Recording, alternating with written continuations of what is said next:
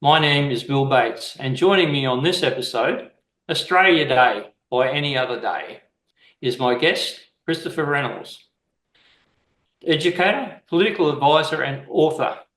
Chris is an accomplished academic, completing his PhD and master's degree at the prestigious Claremont Graduate University in California. He is also the only Australian to hold senior staff office appointments with both the United States Senate and House of Representatives.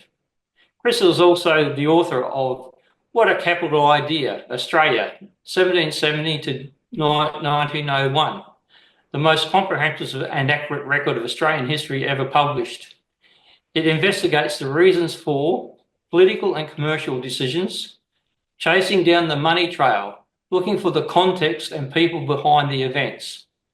Within a unique focus on the economic development, the research challenges much of the prevailing narrative of Australia's history.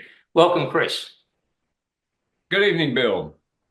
Well, we're doing this program tonight as we come on to Australia Day on the 26th, which will be Sunday this year. Of course, double time for all the employees out there who've got working that day, or maybe time and a half, double time and a half. But we have this conversation in the media and that as for sometimes a little bit earlier than this, of course, but it usually happens every year and people have got their opinions on Australia Day, what it means, when it should be held, and of course the impact of Australia Day on the Indigenous people of the country. So what we'll look at tonight, and I'll ask you a few questions, is the 26th of January the best day? Or are there other suitable alternatives? But I get the impression now, because the voice referendum and then there's things that happened last year, especially with Woolworths deciding not to sell Australia Day paraphernalia and the pushback against that, there's more vocal support for January 26th, but it's more as a result, as most people don't know Australia's history well enough to pick any other day as a better day. So we'll explore that. So can I tell you a story? You can. All right. You wave at me or something when you think that's enough of the story. Well, it all really starts because Governor Lachlan Macquarie, really liked a party. And when he arrived in Australia, the first thing he had to do was clean out the rot after the Rum Rebellion, because Sydney was probably the most corrupt colony in the whole of the British Empire. So once he got rid of the rot and they were all gone, within 6 months, it was the King's birthday. I think it was June the 3rd. So he said, well, why don't we have a party and I'll open up the gardens in front of Government House. Well, all these people showed up, and of course they'd never seen a party because all the military people had sort of looked after themselves and ripped everybody off. Well, that went rather well. So we thought, well, we ought to continue this because parties are very good for social cohesion. So what he did was clear a big piece of land, and he thought, we'll have a spring carnival, a race. We'll get the horses out, and we'll call the park Hyde Park. So yes, they had a spring carnival and everybody showed up. I mean, 3,000 people in Sydney couldn't believe that they were having a spring carnival, and the horses went around, and William Wentworth, I think, fell off his horse, and so went on. But there was no alcohol, although Colonel Macquarie, after 30 plus years in the army, really liked to have a drink. Well, so it was that he brought a bit of character and a bit of life to the colony, and he went on developing things and doing things. Well, in 1818, on the 26th of January, he decided that it was 30 years from the time that the fleet arrived in Sydney Cove. Now, I sort of feel like the event was urged on a bit because there was an architect that had arrived in Australia who got himself in a bit of trouble over forging a letter in his family will. And so he got found out and whatever else, and he was sent out to Australia. But this was Francis Greenway. So he was a great architect, but there he was in Australia. Well, when he showed up with two bits of paper. One that said, I've been sentenced to 14 years in the colony. The other piece of paper he had was a letter of reference from Arthur Phillip, because he knew Arthur Phillip and lived down the road from him. So when it came to 1818, because I think Francis Greenway was there, knew Phillip, then Macquarie thought, we'll have another party. So what he decided to do was, first we'll have a regatta. We'll get all the boats out on the harbour, and I'll get a steamship. It'll leave the dock at about 9 a.m. And if you want to be on it, then you better get down and get yourself a ticket. Of course, there'll be a good day's party out there watching the boats. And I better do something. We'll give the day off to all the officers in the public service and the government.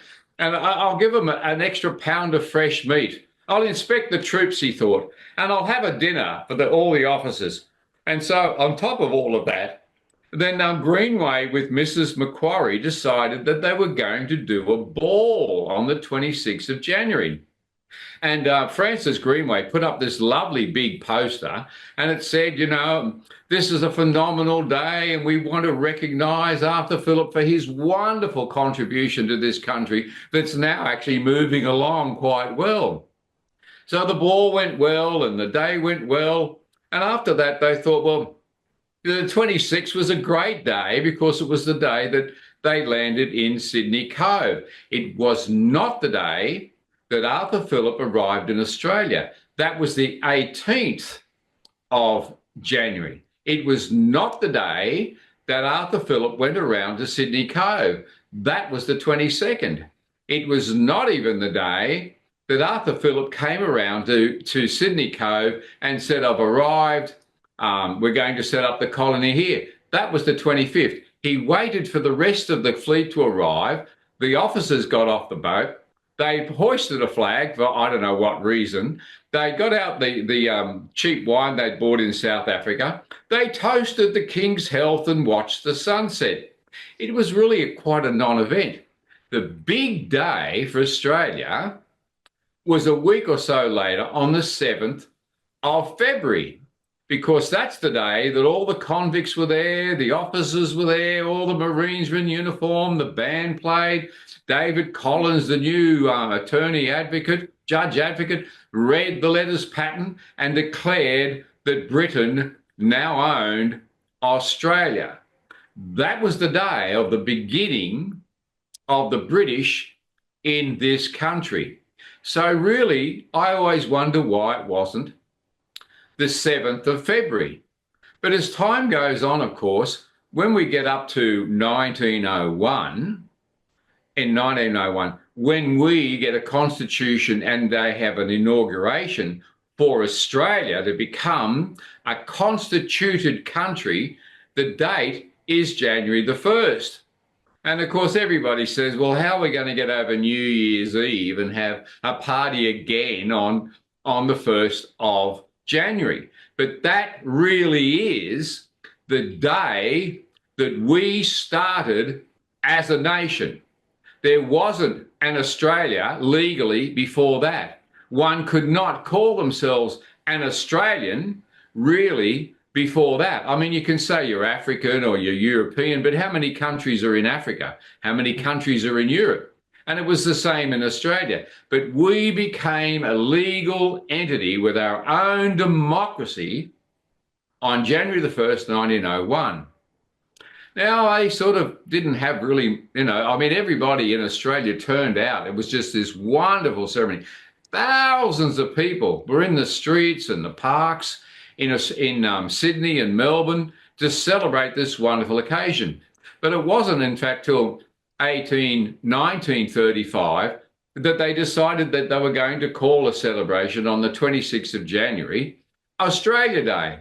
But all the states tend to fudge it a bit. They all wanted long weekends. So Australia Day wasn't on the 26th. It was on any convenient day that gave us a long weekend. Now, the other interesting thing is in 1949, they passed the Australian Citizenship Act. And in fact, at that point, for the first time, we became Australian citizens. before that, even though we were constituted as a nation, we were British subjects. I talked to someone this week. He said, I was actually born in Australia in 47, before we had the Citizenship Act. So I was born a British subject, yet I was born in Australia. So I automatically got, I suppose they got, two passports. You know, he was scratching his head about how he was a British subject, and yet because he was born here, also an Australian. So it wasn't until after Prince Charles, now King Charles, came here in 88 to celebrate the 200 years, and the Sydney Harbour was full of ships. It was just magnificent. And I was there at Lady Macquarie's chair looking down on the Opera House, and there was Prince Charles giving the most wonderful talk, of course, about what a wonderful country we all were, that I think we actually decided that, oh, we ought to celebrate Australia Day a bit more often. And it was actually under the Keating government a few years later in 1994, that he said, that's it, we're all going to celebrate Australia Day on the same day, on the 26th of January. So that's the strange, interesting story about why we have Australia Day on the 26th. But it doesn't really matter, does it? It's our day. It's our day. When we decide we're going to get out the flags, we're going to have a barbecue, we're going to be just proud to be Australians. And good on us for actually deciding that, you know, with everything else that goes on in the world, this is a blasted, lovely country to belong to. So there's your story, Bill, about how we got to be Australia Day.